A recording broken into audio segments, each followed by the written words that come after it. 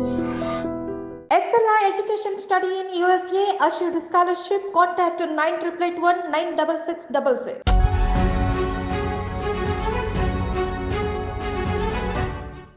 నమస్తే, నేను Kavitha. Welcome to I dream news. ఒంటరిగా పోటీ చేస్తే మనం 40 స్థానాల్లో గెలుస్తాం. అయితే పొత్తులో భాగంగా త్యాగాలు చేయక తప్పని పరిస్థితి. అయితే అందరూ అనుకున్నట్టుగా పవర్ షేరింగ్ కానీ డిప్యూటీ సీఎం పదవి కానీ వస్తుంది అనుకుంటే బీజేపీ కూడా జాయిన్ అయిన తర్వాత జనసేన పార్టీకి ఎందుకు సీట్ల సంఖ్య తగ్గిపోతోంది? అదే మాట్లాడుకోబోతున్నాం. ప్రస్తుతం మనతో పాటుగా ఉన్నారు పొలిటికల్ అనలిస్ట్ ఘంటా చక్రపాణి గారు. చక్రపాణి గారు, నమస్కారం అండి.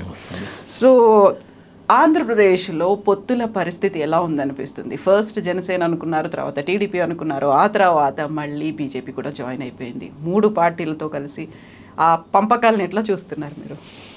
ఈ 3 పార్టీలు కలిసి ఇప్పుడు జగన్మోహన్ రెడ్డి గారికి మరొకసారి అధికారం అప్పగించాలని ఆలోచిస్తున్నట్టుగా కనబడతా. ఎందుకంటే నిజానికి 5 సంవత్సరాల నుంచి కూడా కనీసం 4 సంవత్సరాల నుంచి ఆంధ్రప్రదేశ్ చాలా యాక్టివ్గా పొలిటికల్గా మనకు కనబడుతూ వస్తుంది. మనకి ఇక్కడలాగా ఒక 5 ఏళ్ళు కామ్గా ఉండి తర్వాత యాక్టివిటీ స్టార్ట్ అవ్వడం అట్లా కాలేదు. మొదటి నుంచి కూడా చాలా వేగవంతంగా అక్కడ పరిణామాలు జరుగుతున్నాయి. తెలుగుదేశం పార్టీ ఒక అంతకు నిలబడి కొట్లాడింది, తన బలాన్ని కాపాడుకోవడానికి ట్రై చేసింది. చంద్రబాబు నాయుడుని జైల్లో పెట్టినప్పటి నుంచి అయితే ఎవ్రీడే వాళ్ళు ప్రజల్లో ఉండడానికి ప్రయత్నం చేస్తున్నారు. అటువంటి చంద్రబాబు నాయుడు ఎందుకని సడన్గా బలహీనపడిపోయినాడు, ఎందుకు సడన్గా బేజారైపోయినాడు, ఎందుకు సడన్గా బేలగా తయారైనాడు అనేటువంటిది మీరు ఒక నెల రోజుల పరిణామాలను కనుక గమనిస్తే మనకు అర్థమవుతుంది. మనకు బయటికి కనబడుతున్నంత ప్లెయిన్గా పవన్ కళ్యాణ్ ఒక అమాయకుడు, అమాయకంగా ఆయన సీట్లు 25 అడిగాడు, ఒక పావలవంతు మాత్రమే తీసుకున్నాడు, ఇట్లాంటిది అంతా మనకు పైకి కనబడతాం. కానీ దీని వెనుక పవన్ కళ్యాణ్ను ఆయన ద్వారా చంద్రబాబు నాయుడును కూడా బీజేపీ ఆడిస్తుందని అనిపిస్తోంది.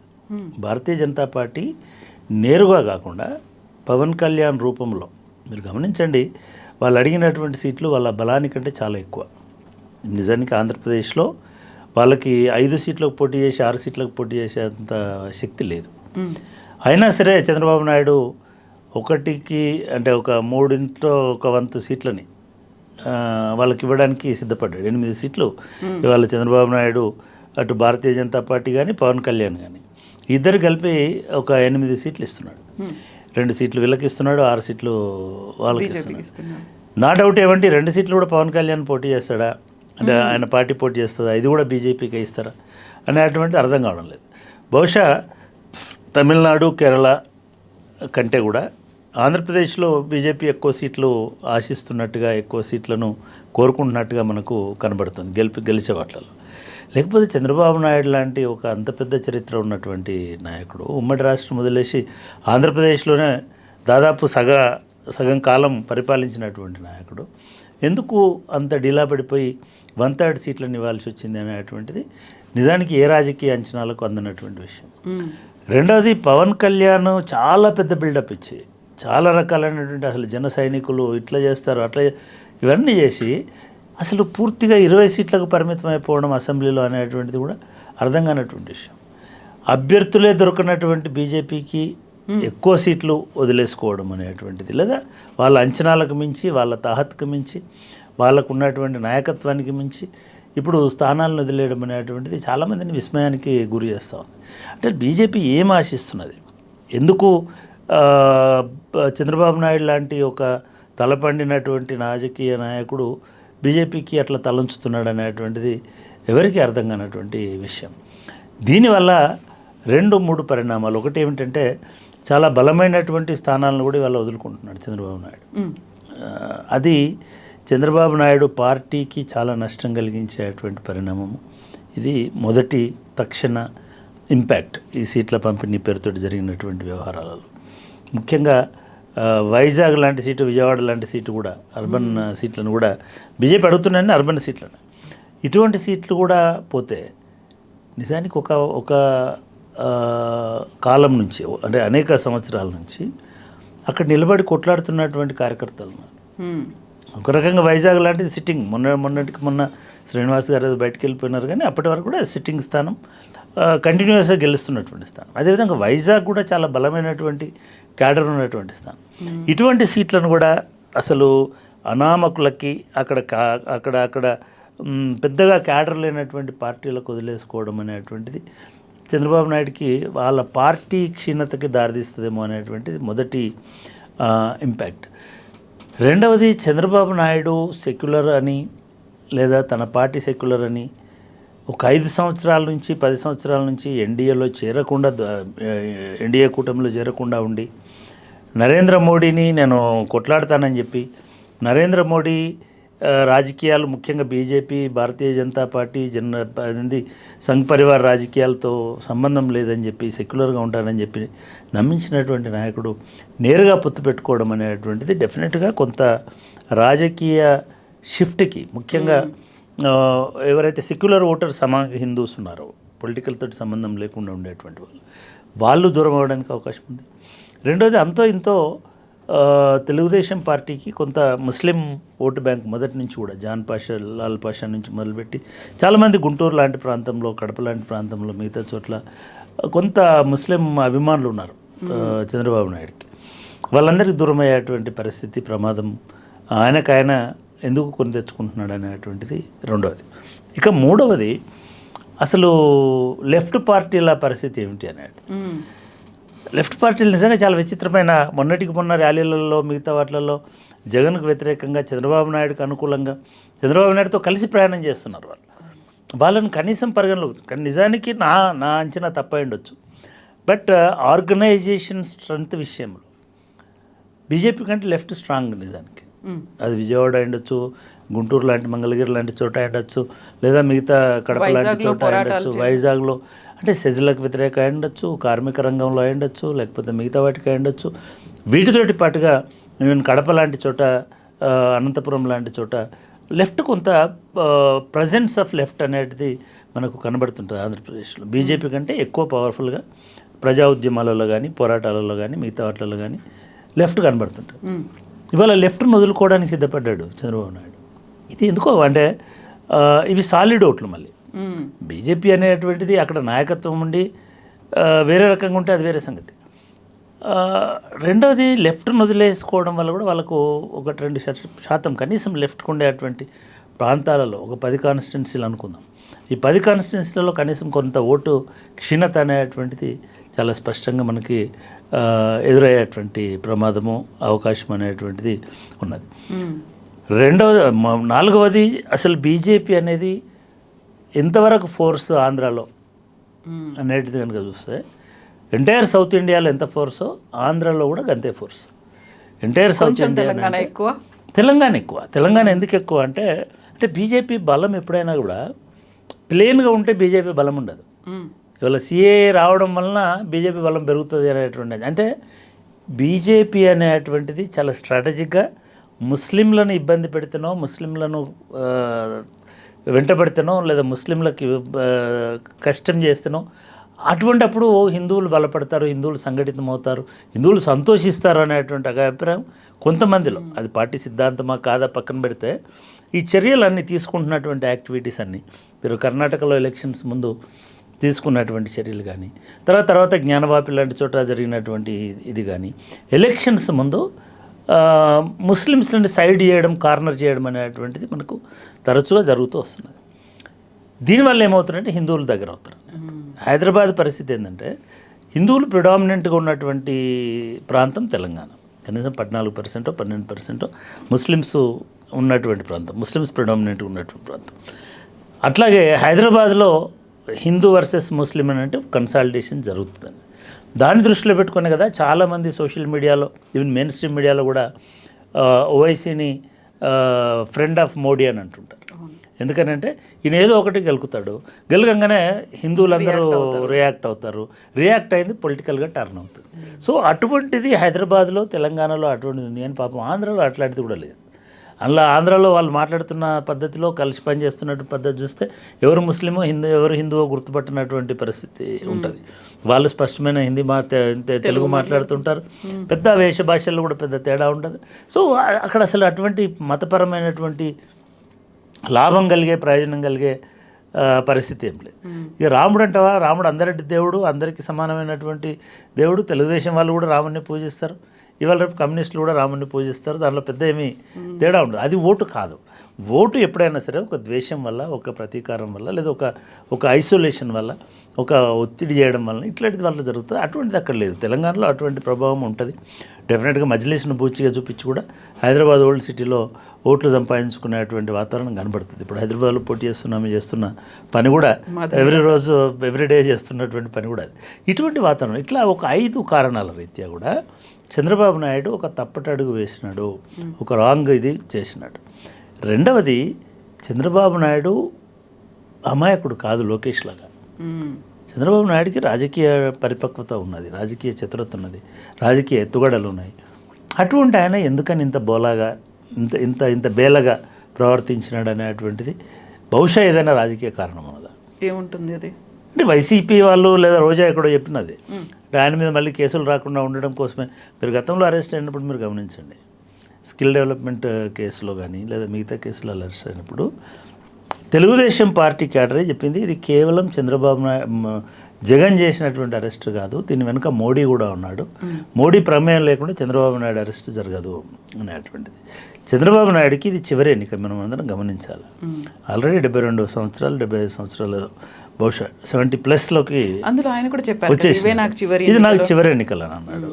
పోనీ ఆయనకు రాజకీయ వారసత్వం ఏమైనా చాలా మ్యాగ్నిఫిసెంట్గా ఉన్నదా, చాలా వైబ్రెంట్గా ఉన్నదంటే అది కూడా లేదు. లోకేష్ గారు ఆయన దారిలో ఆయన పట్టుకొని పోతున్నారు, మిగతా ఎవరు కూడా పెద్దగా తోడుగా కనబడతలేరు. ఈ ఒక్కసారి గెలిచి ఖచ్చితంగా లొకేషన్ ఎస్టాబ్లిష్ చేయడం అనేటువంటిది ఆయన ముందున్నటువంటి ప్రధానమైనటువంటి సవాలు. దానికోసమే ఆ శక్తి తనకు సరిపోదేమో అని అనుకునే పవన్ కళ్యాణ్ తీసుకొచ్చుకున్నాడు. పవన్ కళ్యాణ్కు ఒక విపరీతమైన ఫ్యాన్ ఫాలోయింగ్ ఉంటుంది. సో ఆయన ఓటంతా తనకు టర్న్ అవుతుంది అనేటువంటి ఆశ చంద్రబాబు నాయుడులో ఉండింది. కానీ పవన్ కళ్యాణ్కు ఒక పార్టీ ఉన్నట్టు కానీ, దానికి కార్యకర్తలు కార్యవర్గము ఉన్నట్టు కానీ, లేదా వాళ్ళకు ఒక లక్ష్యం ఉన్నట్టు కానీ ఎక్కడ అటువంటి ప్రవర్తన మనకు కనబడతలేదు. పవన్ కళ్యాణ్ పోతాడు, ఒక మీటింగ్ పెడతాడు, ఒక డైలాగ్ కొడతాడు, లేదా కొంత ఇది చేస్తాడు, ఆ క్షణానికి పనికొస్తుంది తప్ప అది ఆర్గనైజ్డ్ ఓటులాగా టర్న్ అయినటువంటి దాఖలా ఈ 10 సంవత్సరాల చరిత్రలో పవన్ కళ్యాణ్ ఎప్పుడు ప్రదర్శించలేదు. మరి అటువంటి పవన్ కళ్యాణ్కి ఎందుకు పొత్తు పెట్టుకున్నాడు చంద్రబాబు నాయుడు? ఎందుకు పెట్టుకున్నాడంటే కాపులు వస్తారేమో, కాపు సామాజిక వర్గంలో ఉన్నటువంటి వాళ్ళని అనుకుని పాపం బాగానే ఇన్వెస్ట్ చేశాడు పవన్ కళ్యాణ్ మీద, బాగానే ఆశలు ఇన్వెస్ట్ చేసి కూర్చున్నాడు, ఏదో అవుతుంది దాంతోటిని. కానీ హరిరామ జోగయ్య ఒకవైపు, ముద్రగడ పద్మనాభం ఒకవైపు కాపులను తీసుకొని ఇప్పుడు వాళ్ళు నేరుగా జగన్ దగ్గరికి ఒక ప్రత్యేక వాహనాలు వేసుకొని వెళ్ళిపోయేటువంటి వాతావరణం కనబడుతుంది. అందులో జగన్ని రెండోసారి సీఎం చేయడమే లక్ష్యంగా నేను పార్టీలో చేరుతున్నానని ముద్రగడ లెటర్ అంటే ఎందుకో ఆంధ్రప్రదేశ్ రాజకీయాల్లో ఈ కులం అనేది చాలా విచిత్రంగా ప్రవర్తిస్తుంటుంది. అంటే కమ్మ కులమైనా, కాపు కులమైనా, రెడ్డి కులమైనా, ఈవెన్ దళితులైనా కూడా చాలా పాపం చంద్రబాబు నాయుడు ఏమనుకున్నాడంటే కమ్మలు ప్లస్ కాపులు కలిస్తే మనకు అది రాజకీయ అధికారం వస్తుంది, కొంత సీట్ షేరింగ్ చేసుకొని కాపు ప్రాబల్యం ఉన్నటువంటి సీట్లను ఈయనకిద్దాం అనుకున్నాడు పవన్ కళ్యాణ్కు. సరే అవన్నీ లెక్కేసుకుంటే కూడా 21లో 25 సీట్లు వచ్చినాయి. 25లో మళ్ళీ ఒక 5 సీట్లు నేను వదులుకున్నాడు, 26 సీట్లు అని ఇప్పుడు 21కి ఆగిపోయినాడు. నేను అనుకోవడం నామినేషన్లు వేసేసరికి ఆ 21 కూడా పవన్ కళ్యాణ్ పోటీ చేస్తాడని నేను అనుకోవట్లేదు. ఎందుకంటే మీరు గమనించండి, వీళ్ళిద్దరు పొత్తు, ఈ పొత్తుకు నిరసనగానే కొంతమంది రాజీనామా చేసినారు. రాజీనామా చేసిన వాడు ఎక్కడ చేరాలా? అవతల పార్టీలో చేరాలి. ఎక్కడ చేరుతున్నాడు? వచ్చి పవన్ కళ్యాణ్ పార్టీలో చేరుతున్నాడు. నేను చాలా నవ్వు వచ్చింది. ఒక పొలిటీషియను తన సీటు పొత్తులో పోయిందని టీడీపీకి రాజీనామా చేసినాడు. సరే మనం ఏమనుకుంటే టీడీపీ రాజీనామా చేసి వైఎస్ఆర్సీపీలోనో లేకపోతే ఇంకో చోట కూడా చేరాలి. ఆయన వచ్చి పవన్ కళ్యాణ్ పార్టీలో చేరినాడు. పవన్ కళ్యాణ్కు తనకంటూ నాయకత్వము, తనకంటూ కార్యవర్గము, ఒక కార్యదక్షత ఇవన్నీ ఏం అక్కర్లేదండి. పవన్ కళ్యాణ్ ఇదే సిచ్యువేషన్ కుకట్పల్లిలో కూడా అయింది కదా, అతను బీజేపీకి రాజీనామా చేసి వచ్చి జనసేనలో చేరారు, జనసేన టికెట్ ఇచ్చింది. అదే నీకు కార్యకర్తల బలం ఉండి ఆయన కార్యక్షేత్రంలో పనిచేసుకుని ఆ నియోజకవర్గంలో ఉండి అది వేరు. మీరు టేబుల్ దగ్గర కూర్చున్నారు, ఆయన మీరు 30 అన్నారు, ఆయన 26 అన్నాడు, ఇంకో ఆయన 25 అన్నాడు. సరే అక్కడికి 26కి ఒప్పుకున్నారు. ఒప్పుకున్న తర్వాత మళ్ళీ రెండో టేబుల్ దగ్గర పోయినారు, పోయి నా దగ్గర 25 సీట్లు ఉన్నాయి, నీకు ఎన్ని కావాలా అన్నట్టు లెవెల్లో అక్కడ కొన్ని అమ్మేసినారు. అక్కడ ఒక 4 సీట్లు 5 సీట్లు అక్కడ ఇచ్చేసినాయి. ఇప్పుడు 21 వచ్చినాయి. 21లో ఎవరు ఉన్నారు నీకు పోటీ చేయడానికి? ఇప్పటివరకు పవన్ కళ్యాణ్ ఎక్కడి నుంచి పోటీ చేస్తాడో తెలియదు. అసలు ఎమ్మెల్యేనా ఎంపీకా అనేది కూడా ఒక్క నాదెండ్ల మనోహర్ తప్ప ఎవరు కూడా అందులో ఉన్నటువంటి పేరు మోసిన నాయకులు ఎవరు కూడా నేను ఈ కాన్స్టిట్యున్సీ నుంచి పోటీ చేస్తా అనేటువంటి వాతావరణం కనిపించట్లేదు. కాన్ఫిడెన్స్ కూడా లేదు అసలు లేరు క్యాండిడేట్స్. ఇప్పుడు ఏం చేస్తారు వీళ్ళను? అప్పటి వరకు టీడీపీలో పనిచేస్తున్నటువంటి కార్యకర్తలకే, అంటే అటువంటి నాయకులకే ఆ సీట్లు కూడా ఇచ్చేస్తారు. 20 సీట్లలో ఒక 10 సీట్లు అటు ఇచ్చేసి అంటే అసలు ఇట్లాంటి దానికి పార్టీ ఎందుకు, పొత్తు ఎందుకు? నువ్వు వద్దనుకున్నటువంటి నాయకుడికే టికెట్ ఇచ్చిన తర్వాత వాళ్ళతోటి మీకు పొత్తు ఎందుకు చంద్రబాబు నాయుడికి? ఇది అర్థం కానటువంటిది. రెండోది, మీరు అభ్యర్థుల జాబితా కూడా చూడండి. ఇది ఎంపీ అంటే వాళ్ళు బీజేపీ చాలా అంబిషియస్గా వీళ్ళిద్దరి భుజాల మీద ఎక్కి పార్లమెంటు పోవాలని అనుకుంటున్నారు. చంద్రబాబు నాయుడు, పవన్ కళ్యాణ్. బీజేపీకి స్వతహాగా పనిచేసినటువంటి నియోజకవర్గాలు కావవి. ఎప్పుడు డిపాజిట్ వచ్చినటువంటి సీట్లు కూడా కావు. అందులో ఎంపీలు కూడా పక్క పార్టీలు. ఇప్పుడు ఆ ఎంపీలను కూడా, బీజేపీలో వచ్చిన ఎంపీలను కూడా అసలు వాళ్ళకు దొరకరు క్యాండిడేట్స్. ఇవన్నీ ఎవరికి మేలు చేస్తాయండి? ఈ రకమైనటువంటి పంపిణీ, ఈ రకమైనటువంటి అనిశ్చితి. మీకు క్యాండిడేట్స్ని ఒకళ్ళ లేబుల్స్ మార్చుకొని మీరు సరుకులు అమ్మినంత, బ్రాండ్స్ మార్చి సరుకులు అమ్మినంత ఈజీగా మీరు మార్చేస్తున్నారు. ఎప్పుడు ఎన్నికలు ఇంకో వారం రోజులలో నోటిఫికేషన్ వస్తుంది, 4 రోజులు నోటిఫికేషన్ వస్తుంది అని చెప్పుకుంటున్నటువంటి తరుణంలో. కాబట్టి ఇది మొత్తం కూడా దీనివల్ల బీజేపీకి ఎటువంటి నష్టం లేదు. ఎందుకంటే వాళ్ళు ఇన్వెస్ట్ చేస్తుంది zero. Invest in the sense వాళ్ళ క్యాడర్ కానీ, వాళ్ళ శ్రమ కానీ, వాళ్ళ ఏదో చంద్రబాబు నాయుడు పెట్టిన పుట్టలో వాళ్ళ పాములను దొప్పించడానికి ప్రయత్నం చేస్తారు. అవి కూడా లేవు కాబట్టి ఇవే పాములను ఆ పుట్టలోంచి బయటికి తీసుకురావాలని ప్రయత్నం చేస్తున్నారు. దీనివల్ల ఎటువంటి లబ్ధి చేకూరకపోగా అక్కడ ఉన్నటువంటి వైఎస్ఆర్సీపీ బలం పుంజుకునే అవకాశం ఉంటుంది, బలపడే అవకాశం ఉంటుంది, అక్కడ వాళ్ళకు లబ్ధి చేకూరే అవకాశం ఉంటుంది. అదే జరుగుతూ ఉంది. జగన్ ఆల్రెడీ 2 నెలల నుంచి 13 సార్లు అభ్యర్థులను ప్రకటించినాడు. ఇప్పుడు నేను అనుకోవడం ఆల్మోస్ట్ అందరు అభ్యర్థులు ఖరారు అయిపోయినట్టే. మేము మరి ఇంకొకటి 2 చోట్ల ఏమన్నా ఉన్నా కూడా పెద్దగా తిరుగుబాట్లు, అలకలు ఉండొచ్చు, కానీ తిరుగుబాట్లు అయితే పెద్దగా లేవు. నెగిటివ్ ఇదైతే కూడా పెద్దగా లేదు. సో ఇటువంటి టైంలో ఆయన ఇప్పటికీ ఒక 5 సిద్ధం సభలని అందరినీ సిద్ధం చేసుకుంటూ వెళ్తున్నాడు. సరే, ఆయన పద్ధతిలో ఆయన ప్రచారం చేసుకుంటున్నాడు. ఇప్పుడు నిన్నటి ప్రచార సభలో చూసినట్టయితే ఆయనకి కొత్త అస్త్రాలు వచ్చేసినాయి. ఇప్పుడు బీజేపీ పొత్తు ఒక అపవిత్ర కలయిక అని, లేదా పవన్ కళ్యాణ్ పొత్తు ఒక అసమర్థ కలయిక అని. అంటే ఇటువంటి అసమర్థ అపవిత్ర కలయికలతో చంద్రబాబు నాయుడు పోవడం వల్ల ఆయనకు నయా పైస ప్రయోజనం కూడా చేకూరకపోగా ఉన్న పేరు చెడిపోతుందేమో. కొంత ముస్లిం సింపథైజర్స్ దూరం అవుతారేమో, కమ్యూనిస్టులు దూరం అవుతారేమో. నిజానికి కమ్మ సామాజిక వర్గంలో కూడా చాలా అభ్యుదయవాదులు, చాలా ప్రగతిశీలవాదులు, లేదా కమ్యూనిస్ట్ సింపథైజర్స్ చాలామంది మొదటి నుంచి ఉన్నటువంటి వాళ్ళు ఉన్నారు. వాళ్ళకు కూడా ఇదేమీ బీజేపీతో పోవడం అనేటువంటిది నచ్చదు. ఇదంతా కూడా ఒక ప్లాన్ లేకుండా ఒక ఫ్రస్ట్రేషన్లో డ్రైవ్ అవుతున్నట్టుగా కనబడుతుంది. దీనిలో ఎటువంటి పెద్ద రాజకీయ చతురత కనిపించట్లేదు. ఇప్పుడు యూజువల్గానే ఏదైనా పొత్తు పెట్టుకున్నారు, ఒక కూటమి ఏర్పడుతుంది అంటే అడ్జస్ట్మెంట్స్ అనేవి అందులో కంపల్సరీగా ఉంటాయి. బట్ ఇంత కాంప్రమైజ్ అయిపోయి ఇంత సాక్రిఫైజులు చేయాల్సినటువంటి పరిస్థితి ఎందుకు వచ్చింది? ఎవరు తీసుకొచ్చారు? నేను ఇందాక చెప్పినట్టుగా ఇది అడ్జస్ట్ కాదు. అడ్జస్ట్ అంటే ఒక సీట్లో ఇద్దరం కూర్చోవాలి, నేను ఎటు జరుగుతా మీరు ఎటు జరుగుతా, అదే అడ్జస్ట్మెంట్. ఇద్దరు ఇది అవుతారు. ఇది పూర్తిగా కాంప్రమైజే. కాంప్రమైజా సరెండర్ అనే అనుమానాలు ఇప్పుడు కనిపిస్తున్నాయి. అసలు ఎందుకు సరెండర్ అవ్వాలి, ఎందుకు కాంప్రమైజ్ కావాలి చంద్రబాబు నాయుడు? బీజేపీకి బలం లేదని గత 5 సంవత్సరాలుగా చెప్తూ వస్తున్నాడు. ఎందుకు సడన్గా పవన్ కళ్యాణ్ చెప్పగానే పోయినాడు? ఎందుకు 2 రోజులు లైన్లో నిలబడ్డాడు చంద్రబాబు నాయుడు? చాలామంది ట్విట్టర్లో, మిగతా సోషల్ మీడియాలో చూస్తుంటే పండగ పూట మా నాయకుడిని అట్లా రోడ్డు మీద నిలబెట్టినారు, శివరాత్రి జాగారం చేయించినారు. అమిత్ షా ఇప్పుడు కాదు నాకు రేపు రండి అని అంటే మళ్ళీ రేపు పొద్దున పోయి నిలబడి. అసలు చంద్రబాబు నాయుడికి పరిస్థితి ఎందుకు? ఇది ఎవరికి అర్థం కానటువంటిది. అంటే ఈ సరెండర్ అవ్వడం అనేటువంటిది వైఎస్ఆర్సీపీ చేస్తున్న ఆరోపణలకి బలం చేకూర్చే రకంగా ఉంది.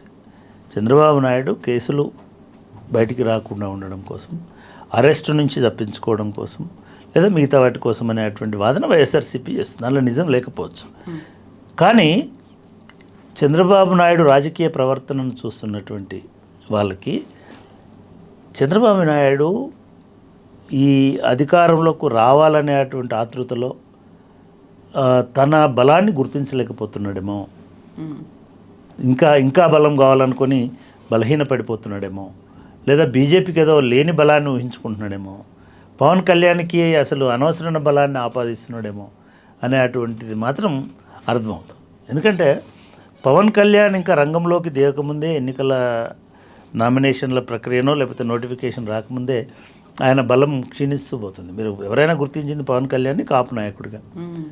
కాపులే ఆయనతో లేరు అనేటువంటిది జగన్ వాళ్ళ రుజువు చేయబోతున్నాడు. ఆయన తీసుకొని 14th జాయిన్ అవుతున్నాడు. 14th ఆయన పోయి అక్కడ జాయిన్ అవుతున్నాడు. ఆ పెద్ద ఈస్ట్ నుంచి పెద్ద ర్యాలీగా బయలుదేరి వాళ్ళు మొత్తం ఆంధ్రప్రదేశ్ రోడ్లన్నింటినీ కమ్మేస్తున్నారు. ఎంతలేదన్నా ముద్రగడ పద్మనాభంకి ఒక స్థిరమైన రాజకీయ నాయకుడు అనే పేరుంది. కాపు సామాజిక వర్గంలోనైతే కాపునాడు పెట్టడం అయి ఉండొచ్చు, అనేక పదవులు వదిలేసుకొని ఆయన కాపుల కోసం నిలబడ్డాడనే పేరుండి అయి ఉండొచ్చు. ఇవన్నీ కూడా డెఫినెట్గా ముద్రగడ పద్మనాభం లాంటి ఒక టవరింగ్ పర్సనాలిటీ ముందట పవన్ కళ్యాణ్ ఒక చిన్న పిల్లవాడు లాంటిగా వాడి కిందనే లెక్క పెట్టాలి. మరి ఇప్పుడు జగన్ వైపు సడన్గా కాపు సామాజిక వర్గం తిరిగితే, లెఫ్ట్ కూడా మీకు సహకరించకపోతే ఎట్లా ఊహిస్తారు ఫలితాలని అనేటువంటిది అర్థం కానటువంటి విషయం. అంటే ఏదో భయంతోనో లేదా ఏదో బలం ఉందనేటువంటి అపోహతోటో చంద్రబాబు నాయుడు రాజకీయ అపరిపక్వతతోటి ఇవాళ నిర్ణయాలు తీసుకుంటున్నాడు. ఆయన బ్రెయిన్ని సరిగా వాడతలేడేమో అనేటువంటి అనుమానం రాజకీయ విశ్లేషకులకి, పరిశీలకులకి కలుగుతాం. ఎస్ అండి, thank you so much. Thank you.